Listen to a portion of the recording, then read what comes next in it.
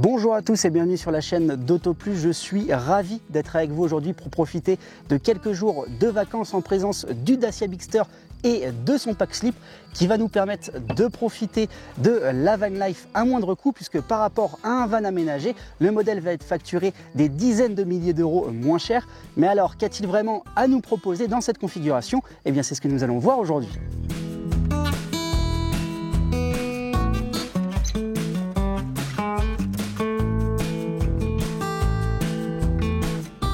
Alors ce pack slip, qu'est-ce que c'est? C'est une option qu'on a déjà vue sur d'autres modèles du constructeur comme le Jogger ou le Duster. Il s'agit de cette malle en bois qui est installée dans le coffre et qui, une fois ouverte, va nous permettre de profiter d'un espace de rangement de 220 décimètres cubes, donc pour ranger par exemple les oreillers ou encore le sac de couchage. Mais bon, vous ne pourrez pas mettre toutes vos affaires dedans, hein. Il faudra quand même utiliser la banquette des passagers arrière pour pouvoir installer vos sacs à dos. On profite également d'une petite tablette qui est capable de supporter jusqu'à 15 kg. Alors on serait tenté de vouloir s'asseoir dessus, mais clairement c'est pas optimisé pour mon poids, hein, je fais pas 15 kg. En revanche, on pourrait y poser une cafetière ou sa petite tasse de café du matin. Mais cette malle, elle va aussi servir de sommier une fois le lit déplié, et c'est ce que l'on va voir ensemble tout de suite. Et la première étape, ça va être déjà d'enlever notre bazar. Hop là, de venir rabaisser la banquette. Alors celui-là, il est facile d'accès, mais l'autre, je vais devoir aller dans le coffre.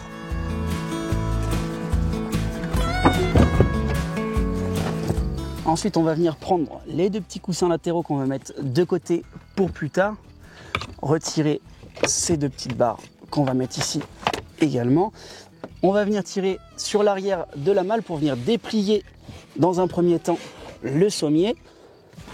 Alors voilà, il ne faut pas hésiter, hein, c'est du solide, hein, de toute façon, ça va tenir le coup. Les petites barres qu'on avait mis de côté, on vient les installer ici en les tirant. Voilà. Hop, ça tient. La deuxième. Impeccable.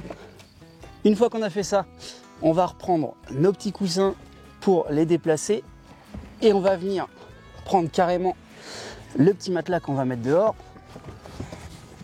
Hop. Et là, on va venir tirer le haut de la malle en bois pour venir déplier complètement le sommier. Voilà, comme ça on a un beau sommier. Et maintenant il ne reste plus qu'à mettre le matelas qu'on a mis de côté. Hop. Alors à deux ce sera beaucoup plus simple à faire, mais déjà tout seul j'y arrive suffisamment bien, hein. Et en quelques minutes ça devrait être totalement installé. Hop. Hop. Voilà, c'est parfait. Il ne nous reste plus désormais qu'à installer les petits coussins latéraux. Donc on a cette petite partie de la malle pour bien les fixer, et ensuite ils se scratchent tout simplement sur le matelas principal. Voilà, donc on l'a fait de ce côté-là, il ne restera plus qu'à le faire de l'autre côté. Et une fois complètement installé, le lit proposera une dimension de 1,90 m en longueur et de 1,30 m au maximum en largeur. Donc au niveau de ses portières arrière, de quoi largement dormir à deux personnes, même pour les plus grands. En revanche, il faudra quand même être un petit peu serré. Alors effectivement, une fois sur le lit, faut quand même avouer qu'il est plutôt moelleux, hein, même si l'assise reste forcément un peu ferme puisqu'on est quand même sur une planche en bois. Pour autant, on a quand même beaucoup d'espace au niveau de la tête grâce au gabarit du véhicule, hein, qui mesure 1,71 m de haut. Et en plus, on profite d'un toit panoramique et ouvrant de série sur notre finition extrême qui va nous permettre de dormir à la belle étoile. En termes de praticité, on va aussi avoir des poignées de porte arrière qui sont facilement accessibles, donc on pourra circuler plutôt facilement à l'intérieur de ce Bigster. Et enfin, en termes de connectivité, on a le droit à des prises de 12 volts qui sont situées derrière la console centrale, qui ne vont pas être très accessibles une fois le lit est déplié. En revanche, celles qui sont sur le tableau de bord sous l'écran central, elles seront beaucoup plus accessibles. Il faudra quand même penser à avoir un câble de recharge qui est assez long, et une prise de 220 volts est en option sur ce Bigster. Le petit point qui pêche, c'est les Star Pack qui sont en option à 199 €. C'est un petit peu dommage quand on veut dormir dans sa voiture de ne pas pouvoir dormir totalement dans le noir sans rajouter 199 € supplémentaires. Voilà, moi je pense que je vous ai tout dit. Il me reste plus qu'à installer véritablement mon lit avec donc le coussin, mon sac de couchage et mes fameux Star Pack, de profiter un petit peu de la vue des montagnes, et on se retrouve au moment du coucher.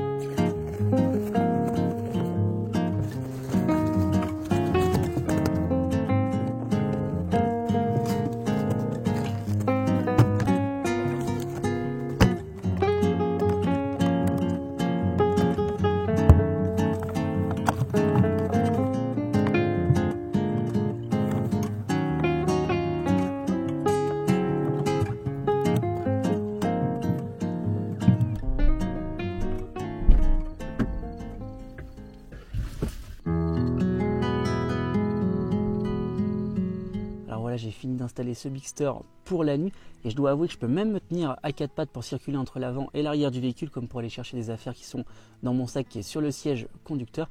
Et je ne sais pas si vous entendez, mais moi j'entends quasiment rien.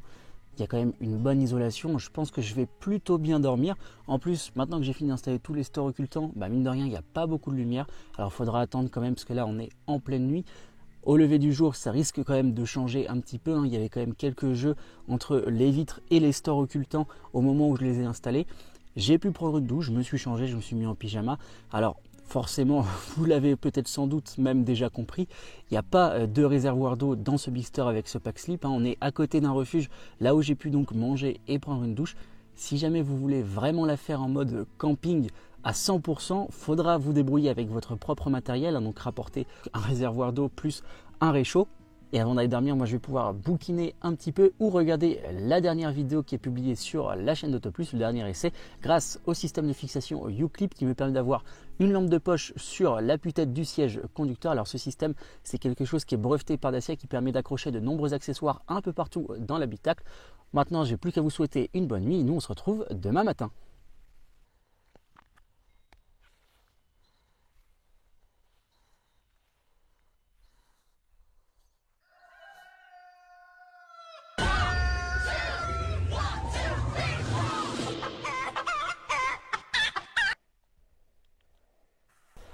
Et bonjour à tous. Alors, je chuchote et je parle pas très fort parce que j'ai les confrères qui dorment peut-être encore à côté. Voilà, il est, je pense que vous l'avez vu, il est 6h41 là exactement.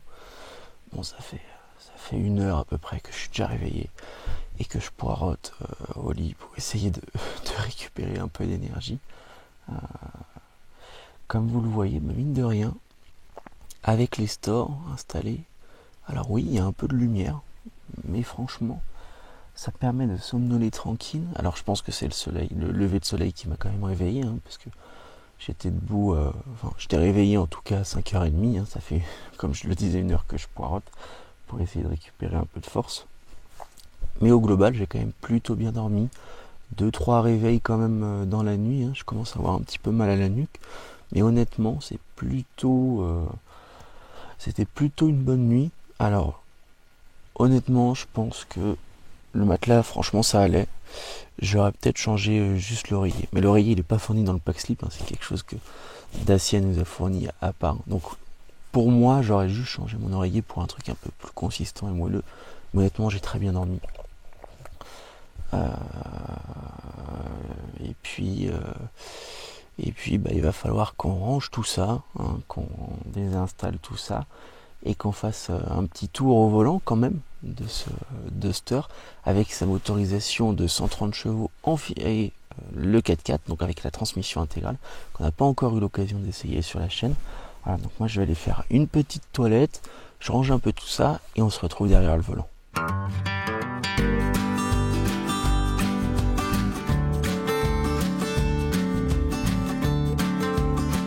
Mais avant ça, petit aparté pour les grandes familles, car comme on l'a vu et qu'on l'a expliqué précédemment, ce Bigster en pack slip ne propose que 2 places à l'intérieur, mais Dacia a trouvé la parade en proposant une tente qui est compatible comme sur Duster et Jogger et qui va permettre d'accueillir 2 passagers supplémentaires grâce à une tente qui est située juste en dessous de cette ombrelle et qui va offrir un espace de 220 cm en longueur par 210 cm en largeur, idéal pour accueillir 2 enfants.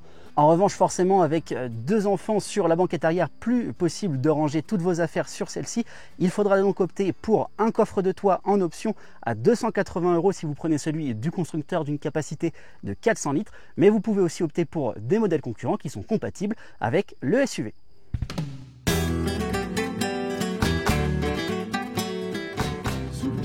Donc de ce Bigster, on a le droit à la motorisation de 130 chevaux avec une transmission intégrale 4x4, une transmission classique mécanique entre les 2 essieux. Et en plus de ça, il est micro-hybridé puisqu'il associe un 3 cylindres de 1,2 litre avec un alterno démarreur de 48 volts. Vous ne pourrez donc pas non plus rouler en tout électrique. Cette motricité sur route, elle apporte un vrai bonus au comportement routier qui est très équilibré, avec en plus un châssis qui est vraiment bien né. On a une direction qui est également précise. Néanmoins, sur les routes off-road un peu comme ici avec donc des cailloux et des graviers, ça va être un peu plus compliqué. Ce moteur il va manquer un petit peu de punch. On a un couple maximal de 230 Nm mais qui n'est pas effectif sur les premières vitesses. Il va falloir jongler un petit peu ici comment monter avec la boîte manuelle à 6 rapports. Néanmoins on pourrait totalement monter en première, mais dans ces cas-là gare à la consommation qui explose, parce qu'en plus de ça le modèle il se révèle plutôt sobre avec une consommation moyenne de 7,1 litres au 100 km. Mais surtout pour toute cette partie un peu tout terrain, on a le droit à différents modes de conduite avec donc un mode snow, un mode éco et un mode qui va nous intéresser aujourd'hui, le mode sand et mud, qui va nous permettre de circuler beaucoup plus facilement sur ces routes un petit peu abîmées. Ça là-dessus il n'y a aucun problème. En revanche, pour gravir ces montagnes, vous n'allez pas être aidé par les dimensions du véhicule. Il mesure, pour rappel, 4,57 m de long, c'est 24 cm de plus qu'un Duster, avec un porte-à-faux avant et arrière qui sont très longs. Il va vraiment falloir manœuvrer et faire attention, surtout lorsque l'on croise des trous. Malheureusement, cette motorisation va aussi subir un malus de 1172 € à cause de ces 137 grammes de CO2 par kilomètre expiré. Ce qui fait que par rapport au moteur d'entrée de gamme, si vous ajoutez donc le supplément pour accéder à cette motorisation plus le malus écologique, vous arrivez à un montant de 3500 € supplémentaires à ajouter à la note finale. Ça, c'est pas un bon point vraiment pour ce SUV. Sur notre version extrême, on n'aura pas le droit au régulateur de vitesse adaptatif, même s'il est plutôt bien doté en termes d'aide à la conduite. Elles sont désactivables facilement grâce au bouton My Safety que vous connaissez sûrement déjà sur les modèles du groupe Renault, qui est situé juste à gauche du conducteur et qui permet de les désactiver en quelques clics, notamment les plus embêtantes comme l'alerte de survitesse par exemple. En termes de confort, j'avoue que j'aurais quand même aimé avoir un maintien latéral un petit peu plus important, surtout sur cette finition extrême. Les sièges pourraient avoir un petit peu plus d'embonpoint ici au niveau des lombaires. Et on a aussi des suspensions qui sont assez fermes, mine de rien. Ça secoue vraiment un petit peu quand on est à bord, surtout quand on est passager. Autant là, je peux m'agripper au volant, autant à côté, il n'y a même pas les poignées de maintien pour pouvoir s'agripper. En ce qui concerne le pack slip à la conduite, vous pouvez rouler avec le lit qui est complètement déployé ou rangé, c'est comme vous voulez. Ça vous évitera peut-être parfois d'avoir à refaire toute la manipulation pour une petite sieste d'1 heure sur une aire d'autoroute. C'est un des grands avantages par exemple par rapport au Duster où une fois le lit déployé sur le petit SUV du constructeur, là le siège conducteur n'est plus accessible. Et en plus de ça, une fois installé, quand on conduit, il n'y a aucun bruit de grincement et avec son poids d'une vingtaine de kilos, c'est pas ça qui va changer le comportement du SUV, de ce Bigster. Donc ça, c'est un vrai bon point pour ce petit pack slip qui est ajouté à notre modèle du jour. Voilà, je pense qu'on a fait le tour. On va s'arrêter à nouveau dans les montagnes et on va pouvoir conclure cet essai.